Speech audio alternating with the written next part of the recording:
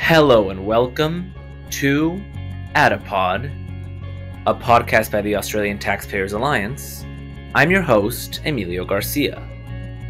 Today, we talk with the executive director of the ATA about the scandal surrounding strip searching in New South Wales. Please enjoy the episode and stick around after the episode to learn more about the Australian Taxpayers Alliance. Please enjoy.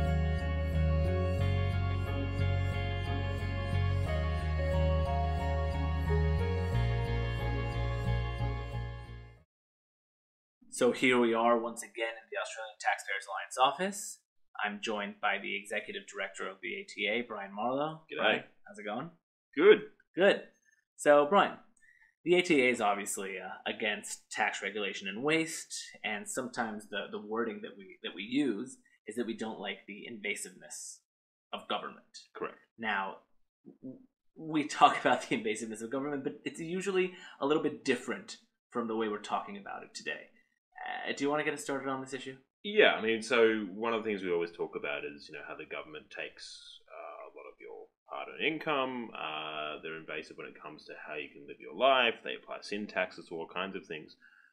We've always sort of spoken about, the same governments that can do this are also governments that then have the power to invade your personal space and do some pretty horrific things.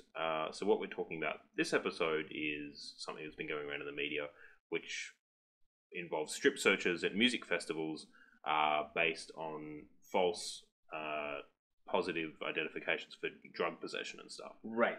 And this would be false identification on behalf of sniffer dogs. Yeah, so police go to festivals, music festivals, they use sniffer dogs to try and find people that have that are possessing drugs. Mm-hmm. Sometimes they do it under the auspices of saying, well, we're trying to find drug dealers and all that kind of stuff, which, where on face value is fair enough. Yeah.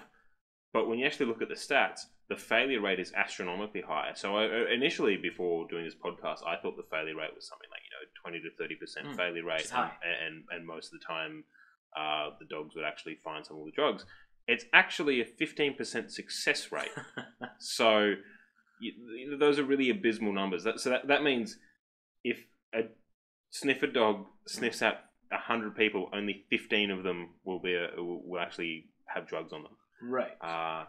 Now, that would be fine if all that happens is the dog sniffs them and then they give them a pat down or something like that and go from there. But they don't actually do that. They do strip searching. So they take people behind a curtain, they make them get naked.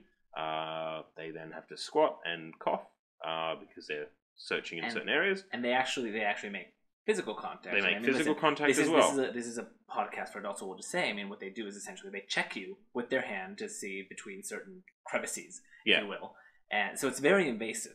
Yeah. Now, considering the success rate, that means that most of the people that are getting strip searched with this very, very invasive technique, the majority of them don't have anything on. They haven't done anything wrong at all. It's insane. In any way, shape, or form, the vast majority of them haven't done anything wrong, and they're being strip searched by police because a dog sat down. And then on top of that, they're doing it at music festivals. So let's talk about the demographic of people that go to music festivals. Right. Young people. Yes. And then what's been happening recently that's been in the media is that actually a bunch of underage girls have been strip searched at music festivals. Girls around the age of 16 and sometimes even younger who are at music festivals that they're allowed to go to, so they're not breaking a law in that respect. And had no drugs on them. Right. And then an adult male police officer has made them get naked, squat down, cough. They've felt them physically based on false positives, and it's atrocious. Right. And the issue now seems to, just on face value, that's pretty disturbing.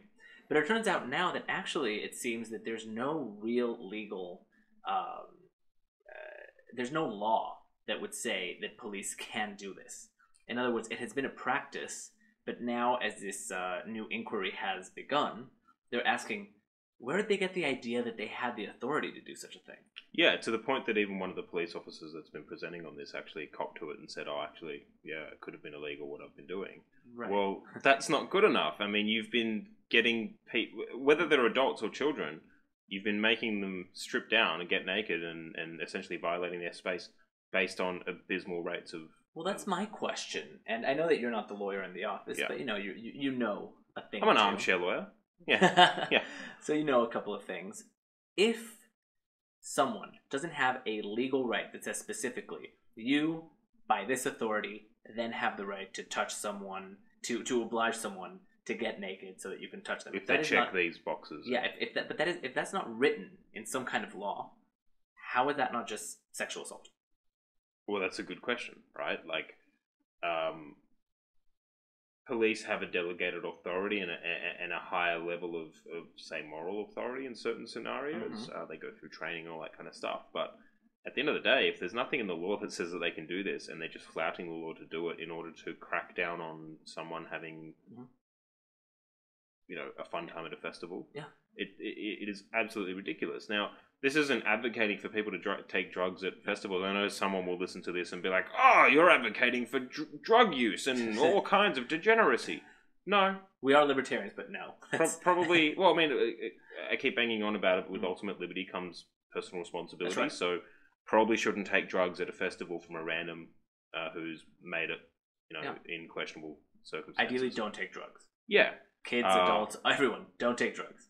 And sure, people do, and there's a case to be made about police cracking down on drug dealers selling things that could potentially kill people, but this obviously isn't the way to do it.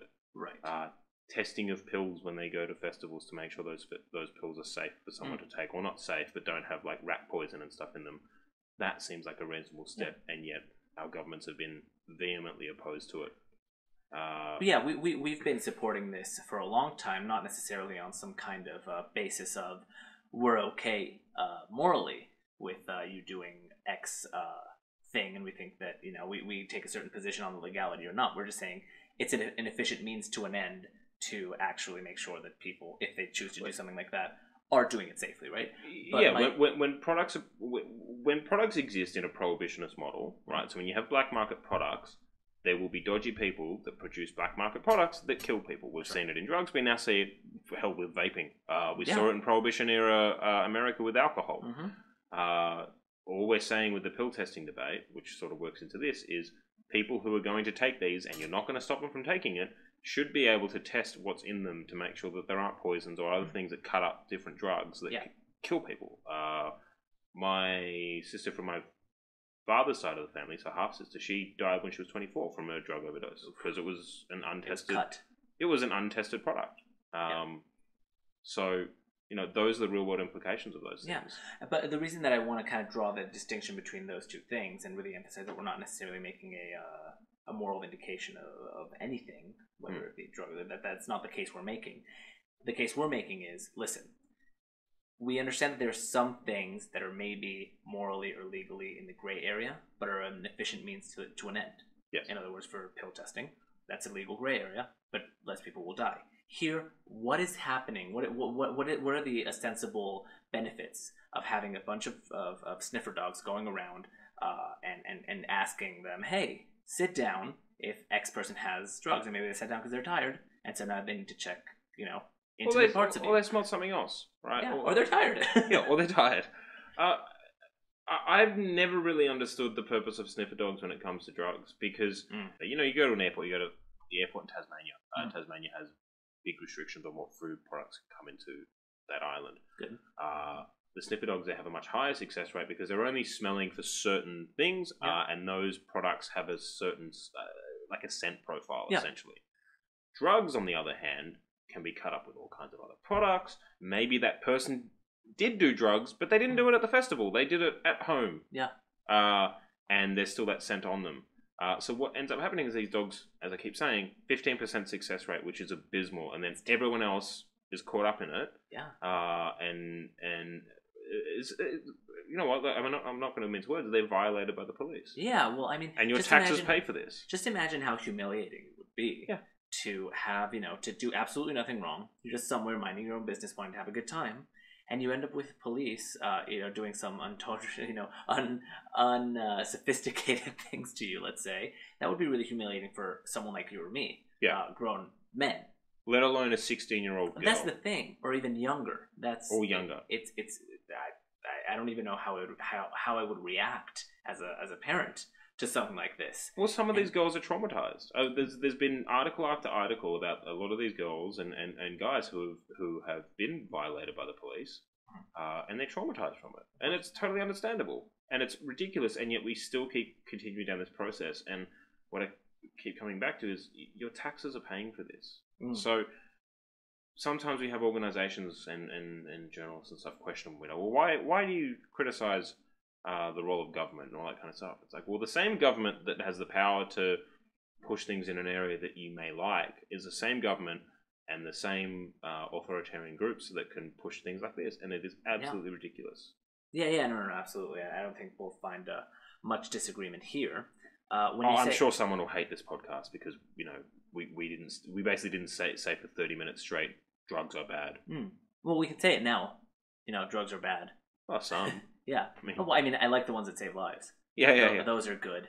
But I do remember the point that you made. Some drugs, since they're unregulated, they're cut with other things. And one of the things that I remember someone telling me are often used to cut certain drugs are soap soap products. So like Ajax or something. Yeah, Omo. So we don't tend to have Ajax here. We have more like Omo and things like that. They're cleaning powders. And they use those to cut up ecstasy pills. They use those to cut up cocaine to bulk it out.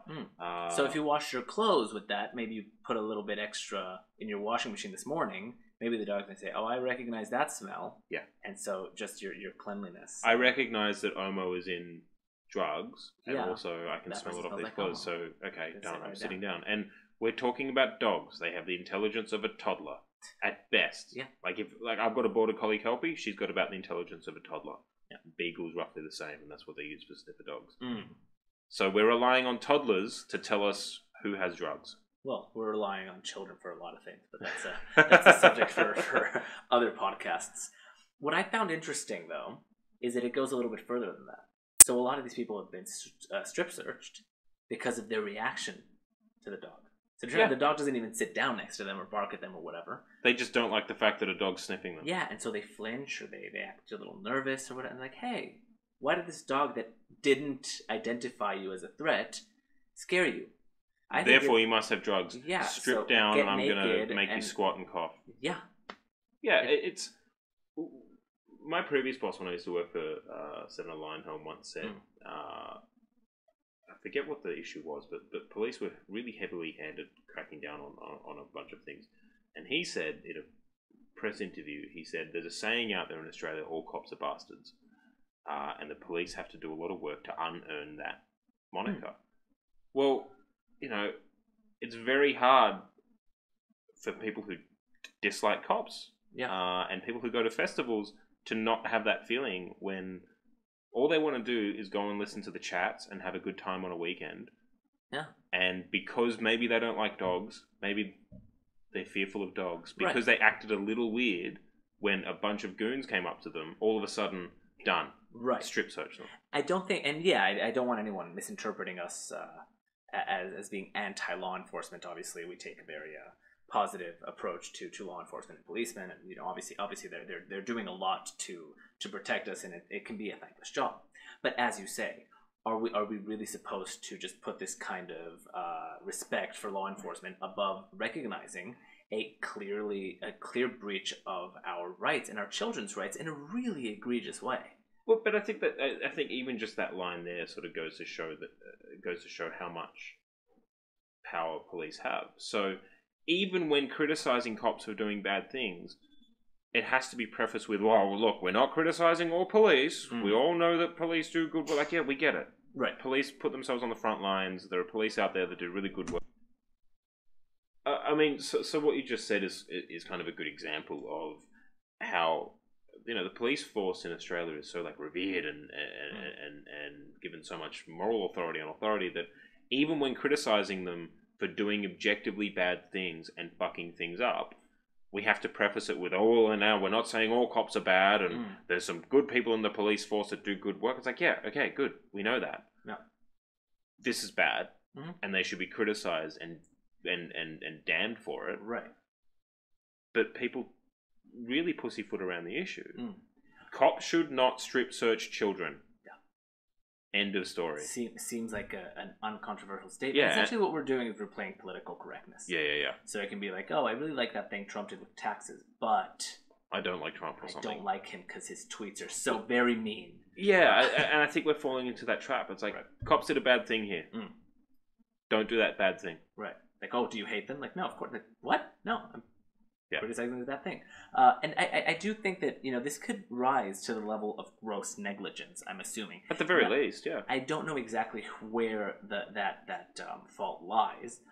I would say if you said that you could identify 3 or 4 police officers that were doing this routinely, then you would say that it's 3 or 4 individual policemen who are engaging in bad conduct that is illegal or unregular or something like that. But if we're seeing this as a pattern that is repeating itself by different policemen, police people, in different, just because we're politically correct now, in different situations, then I think that the negligence would fall elsewhere in whoever is running the institution. Yeah, I mean, or whoever's pushing police to carry this out. Or telling them that it's appropriate. Or telling them that it's appropriate, or telling them that it's within the letter of the law when it actually isn't. Something needs to be done about it, and people need to be held accountable. One thing I will say, though, is it seems to be a lot of women who are the ones that are ending up in these media storms. Now, that, to me, raises some concerns, because I'm going, why is it only the women that are getting strip searched? It's not only women, but why does it seem to be a lot of women that are getting strip searched? Yes. Specifically teenage women. Probably women who are young and maybe aren't the types to make complaints. Yeah. Until they do. If there's a disparity, it seems almost predatory in certain ways, and it is absolutely disgusting, and a lot of questions need to be asked about There's this. a lot of questions. Now, it can be, multivariate. I don't have the actual figures regarding how many men and how many women there are. If it's disproportionate, I think that's... I would be surprised if it wasn't disproportionate, just based on the reporting that's going on. Yeah.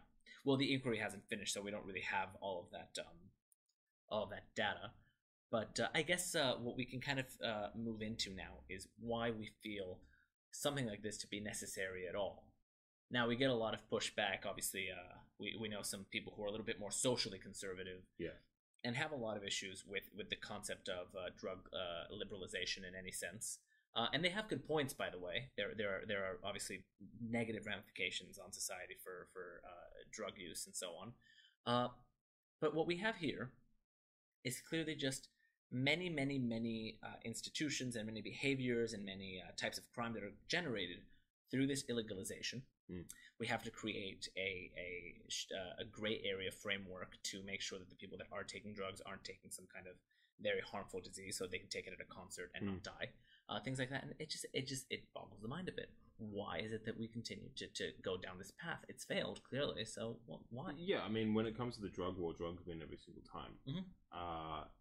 And the issue is okay, sure, you're a super conservative person who thinks that people should not do drugs. I understand that position. People probably shouldn't do drugs, but people do. That is the reality of the situation. We're never going to live in a utopia. The question is, how do you best manage it? And one thing I want to sort of cast back to, I keep going back to Prohibition era America when it comes to alcohol prohibitions. Right.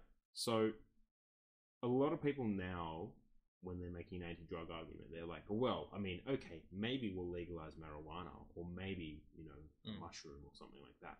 But heroin, well, you could never do that.